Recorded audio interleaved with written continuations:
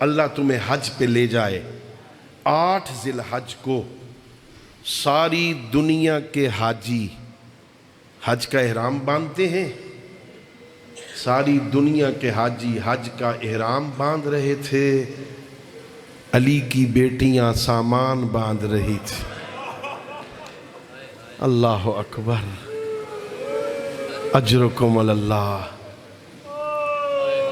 ہزاروں حسرتیں ہوتی ہیں نا، حسرت ہوتی ہے حج پہ گیا ہوں حج کر لوں، اور جو کعبے کا عاشق تھا کئی حج پیدل کیے تھے۔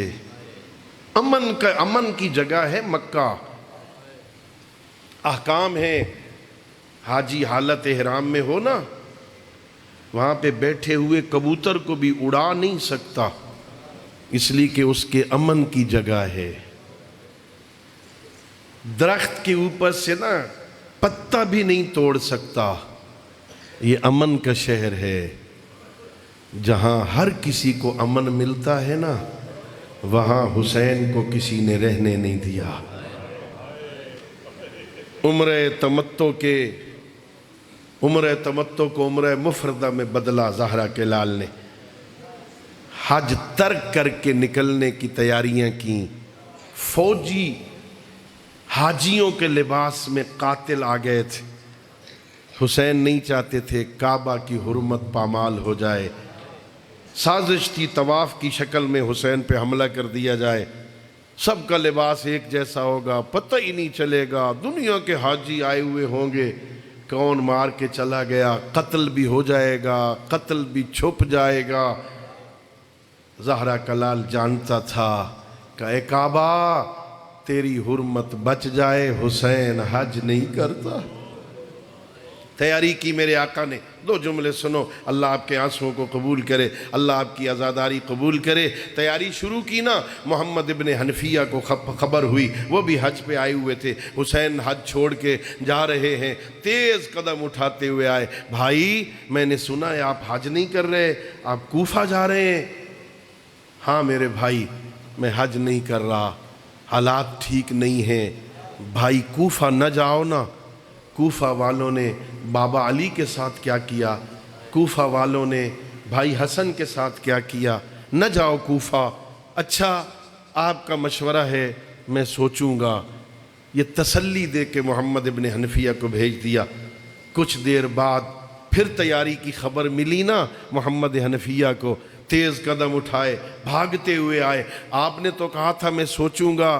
ہاں بھائی میں نے کہا تھا میں سوچوں گا، میں سو گیا تھا، عالم خواب میں نانا آئے ہیں اور نانا کہہ رہے ہیں حسین ان اللہ شاء ان یراک قتیلا، حسین جب تک تو قتل نہیں ہوتا میری شریعت نہیں بچتی،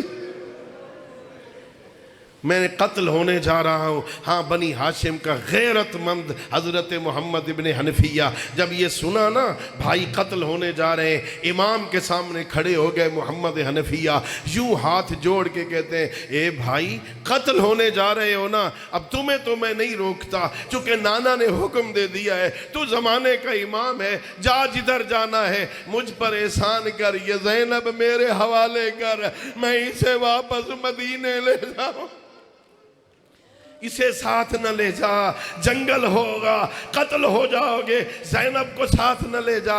میرے آقا نے کہا نہیں نہیں، نانا کہہ رہے تھے ان اللہ شاء ان یراہن سبایا، اور جب تک زینب رسیاں نہ پہنے، جب تک قید نہ ہو، میرا دین نہیں بچتا۔ اللہ اکبر، تیاری ہو گئی۔ ایک جملہ، اللہ آپ کے آنسوں کو قبول کرے، یہ چلا قافلہ 9 ذی الحجہ کو میرے مولا ایک جگہ پہ بیٹھے ہیں، اچانک میرے مولا نے 9 ذی الحجہ کو کرسی پہ بیٹھے ہوئے پہلی منزل پہ رکے ہیں، ایک مرتبہ کوفے کی طرف دیکھا اور ایک جملہ میرے مولا کے منہ سے نکلا، انا للہ و انا الیہ راجعون۔ حضرت عباس نے سنا تیز قدم اٹھاتے ہوئے آئے، بھائی یہ کیا پڑھ رہے ہو؟ انا للہ و انا الیہ راجعون۔ کہ دیکھنا چاہتے ہو ذرا میرے قریب آ، ان دو انگلیوں کے درمیان دیکھ۔ اعجاز امامت سے دکھایا، کوفہ ہے، دارالامارہ کی چھت ہے، مسلم کے ہاتھ پیچھے بدے ہوئے ہیں، گردن جھکی ہوئی ہے، ظالم تلوار لے کے کھڑا ہے، نیچے گلی میں سر گرنے والا ہے۔ کہ بھائی مجھے جلدی کوفہ پہنچا۔ کیا کرے گا؟ میرے بھائی مسلم کا سر آئے گا، اپنی گود میں لوں گا۔ کہا اے بھائی عباس ذرا نیچے گلی میں دیکھ۔ اب جو دیکھا کالے برقعے والی بی بی اپنا دامن پھیلا کے بیٹھی تھی۔ آ مسلم، میں مدینہ سے تیرا سر لینے